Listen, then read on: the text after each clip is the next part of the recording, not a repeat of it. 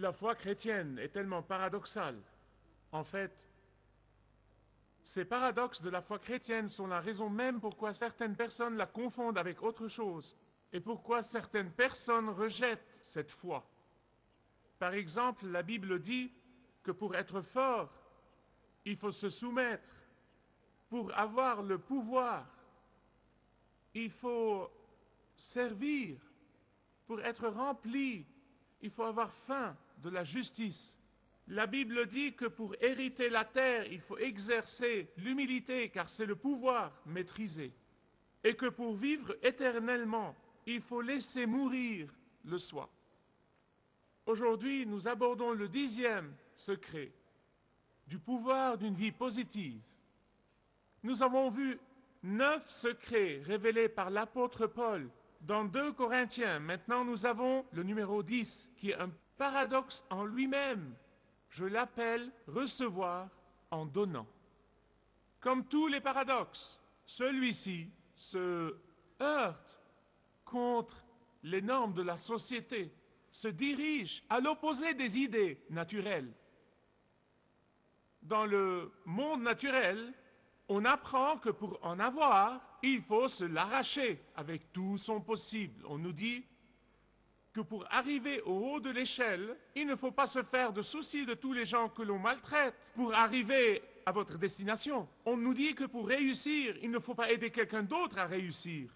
On nous dit que pour être riche, il ne faut penser qu'à nous-mêmes, etc., etc., etc. Je réfléchissais à ça cette semaine et me suis rappelé d'une histoire que j'ai lue il y a quelques années sur le navire anglais Britannica qui a échoué sur les côtes du Brésil. Avant le naufrage, il y avait dans le fond du navire de gros barils remplis de pièces d'or espagnoles. Et donc, lorsque l'équipage s'est rendu compte que le navire commençait à couler, ils sont descendus au fond du navire pour les remonter sur le pont. Mais le navire était en train de couler trop vite et il n'y avait plus rien à faire d'autre que d'abandonner tout effort et de regagner les barques de secours. Mais avant que le dernier jeune marin ne quitte le navire, les autres lui ont demandé « Retourne donc pour qu'on soit sûr qu'on n'a laissé personne. » Alors, il y retourne et en effet, il retrouve un membre de l'équipage en face d'un baril avec une hache à côté de lui, tout entouré de pièces d'or. Le jeune marin lui demande « Mais qu'est-ce que tu fais? Tu ne sais pas que le bateau coule ou quoi? Mais qu'est-ce que tu fais ?» L'autre lui répond « Écoute, il lui dit, le navire coule peut-être, mais j'ai toujours été pauvre toute ma vie et je suis déterminé à mourir riche. » Et il l'a fait. Eh bien, c'est ainsi que la pensée naturelle, charnelle, fonctionne. Mais mes bien-aimés, écoutez-moi, sur le plan surnaturel, ce n'est pas le cas. Sur le plan surnaturel, la Bible nous dit que le secret d'une vie positive se révèle en donnant aux autres. Que le secret pour recevoir, c'est de donner. Puis s'il y a un verset sur lequel se fonde le chapitre 8 dans son entièreté de la 2e lettre aux Corinthiens, s'il y a un verset sur lequel se fonde le chapitre 8 en entier et une partie du chapitre 9, c'est le verset 9. Verset 9, l'apôtre Paul dit « Car vous connaissez la grâce de notre Seigneur Jésus-Christ, qui pour vous s'est fait pauvre, de riche qu'il était, afin que, par sa pauvreté, vous soyez enrichis. » Il y en a dans l'Église de Jésus-Christ qui considèrent que donner est une chose pénible. Certains le considèrent comme un devoir. D'autres considèrent que donner est une obligation à satisfaire ou une tâche à accomplir. D'autres considèrent que donner est un fardeau. Mais Jésus nous dit que donner, c'est le moyen par lequel nous mettons en route le réseau du ciel qui nous amène les bénédictions de Dieu. Dans Luc 6, 38, Jésus dit « Donnez et il vous sera donné ». Écoutez bien. Il dit « On vous versera dans le pan de votre vêtement une bonne mesure, tassée, bien secouée et débordante. Car c'est la mesure standard dont vous vous servez qui servira aussi de mesure pour vous. Vous ne voyez probablement pas aussi clairement cette image dans vos têtes comme je la vois, car j'ai grandi au Moyen-Orient. Et c'est une image qu'on voit tous les jours. À chaque fois que vous allez au marché, vous voyez quelqu'un en train de mesurer et de vendre des grains dans un récipient qu'on appelle dans la Bible épha. Et vous achetez un épha, un demi-épha, un quart d'épha. Alors on a trouvé quelque chose pour vous montrer à quoi ça ressemble. Voilà, c'est le truc dont parle Jésus. C'est la mesure. À cette époque, les gens ne pesaient pas la marchandise. Ils la mesuraient. Alors quand vous allez acheter des grains chez un commerçant qui n'est pas honnête, qu'est-ce qu'il fait? Il défait le fond de l'épha, puis met un faux fond, c'est-à-dire qu'il modifie le bas de l'épha pour créer un double fond. Pourquoi il défait le fond pour le remettre à nouveau? Eh bien parce que le client souvent va le retourner pour vérifier s'il y a le sceau du gouvernement qui prouve que la mesure est bien conforme. Mais vous regardez dans l'épha et vous ne voyez pas qu'il y a deux fonds, et cela pour lui en vendre moins contre la valeur qu'il a payée. Ah! Par contre, si le commerçant est généreux, il versera les grains ou la marchandise, puis il tiendra l'épha comme ça, et le remuera et le secouera comme ça pour faire sortir l'air.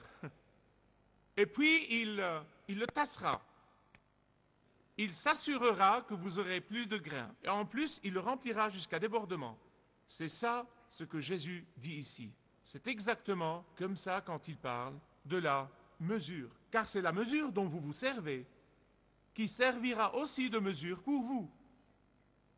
Mesure tassée, secouée et débordante, c'est même beaucoup plus généreux que vous ne le croyez. Que dit Jésus ici? Écoutez-moi, mes bien-aimés. Jésus dit qu'en donnant au point de se sacrifier, nous détenons la clé pour activer le programme des dons réciproques de Dieu.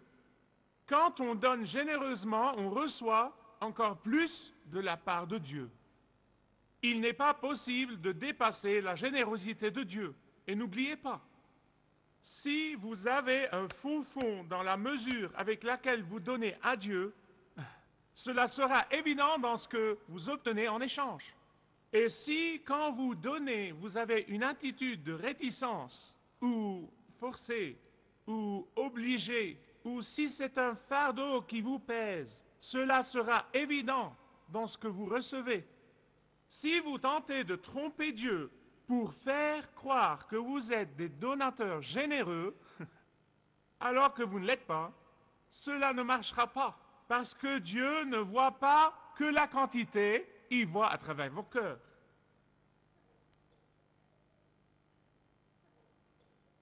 Ananias et Saphira, dans le livre des Actes, chapitre 5, croyaient qu'ils pouvaient tromper Dieu en trompant les apôtres. Alors l'Esprit Saint a révélé leur mauvaise foi et ils sont morts sur le champ. Vous voyez, il y en a qui se disent, bon, alors le pasteur a dit que si on donne, on reçoit. Et vous savez, il y en a qui abusent vraiment des Écritures, mais je ne vais pas en parler. Le pasteur a dit que si on donne, on reçoit. Quel marché? C'est une bonne affaire. Je donne. Je donne. Puis ils attendent un jour ou deux, une semaine ou deux, un mois ou deux, et rien ne se passe. Qu'est-ce qui arrive? Ils deviennent furieux. Ils sont furieux contre Dieu, furieux contre le pasteur, furieux contre la Bible, furieux contre l'Église. Vous avez dit que si je donne, je reçois. Mais qu'est-ce qui ne va pas dans cette histoire? Dieu recherche un mode de vie où l'on donne d'un cœur réjouissant.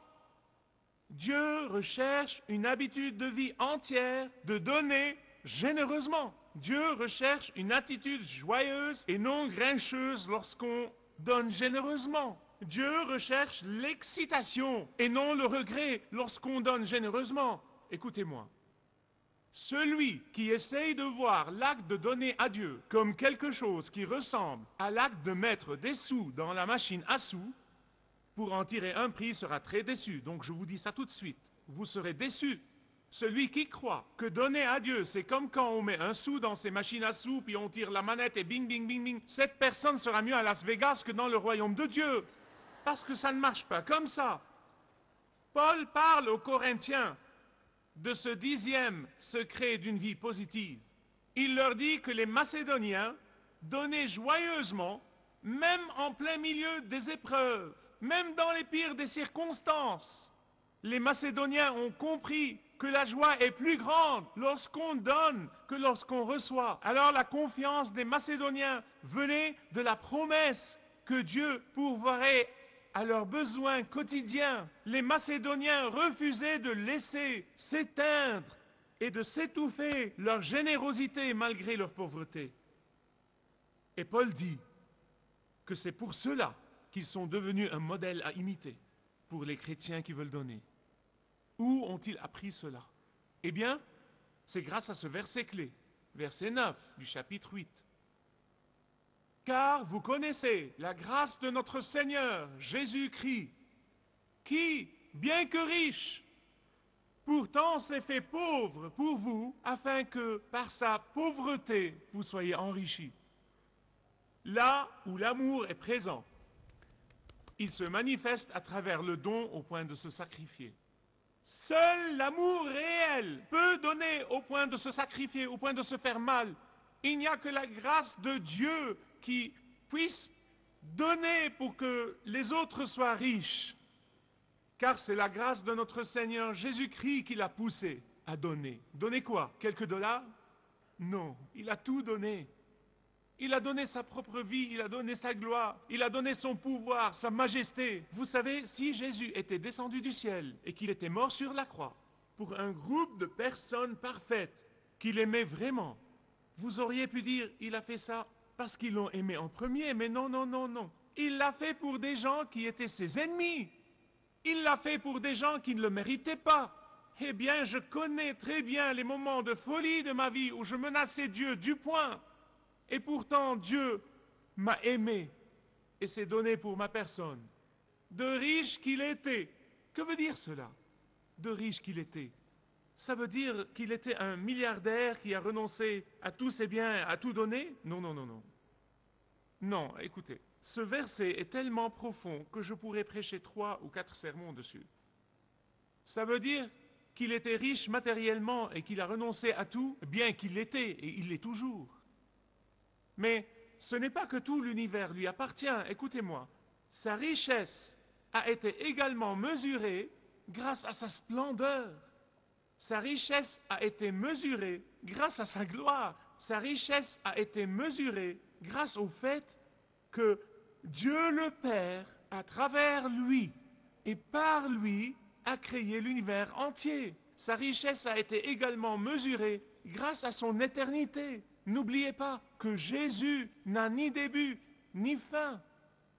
C'est le verset 9 de la 2e lettre aux Corinthiens, chapitre 8, qui réfute toutes les hérésies concernant Jésus. Ceux qui ont appelé Jésus un demi-dieu, ceux qui ont appelé Jésus l'archange Michel, ceux qui ont appelé Jésus un esprit créé par Dieu, ceux qui ont appelé Jésus un homme exalté, ils sont tous dans l'erreur.